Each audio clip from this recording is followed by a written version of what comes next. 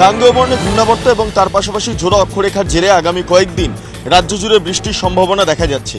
আমি এই মুহূর্তে কলকাতার ময়দান চত্বরে দাঁড়িয়ে আছি এবং আমি যদি ছবিটা দেখি এখনো পর্যন্ত মেঘের দাপট অব্যাহত, কারণ বড় যেই বিল্ডিং রয়েছে সেই বিল্ডিংয়ের ওপর থেকে কার্যত মেঘ আমরা দেখতে পাচ্ছি, একদম কালো মেঘের ঘনঘটা।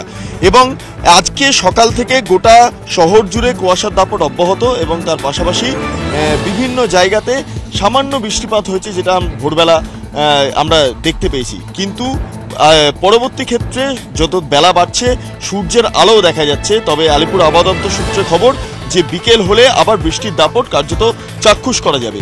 শুধুমাত্র আজকেই নয়, এর পাশাপাশি আগামী রবিবার এবং সোমবার কলকাতা, তার পার্শ্ববর্তী জেলা, এর পাশাপাশি উত্তরবঙ্গের বিস্তীর্ণ জেলাতে প্রবল বৃষ্টির সম্ভাবনা রয়েছে এবং বজ্রপাত, তার পাশাপাশি ঝোড়ো হাওয়া বইবে, এমনটা আমরা আলিপুর আবহাওয়া দপ্তর সূত্রে খবর পাচ্ছি। অর্থাৎ কয়েকদিন আপাতত বৃষ্টির দাপট গোটা রাজ্য জুড়ে অব্যাহত থাকবে।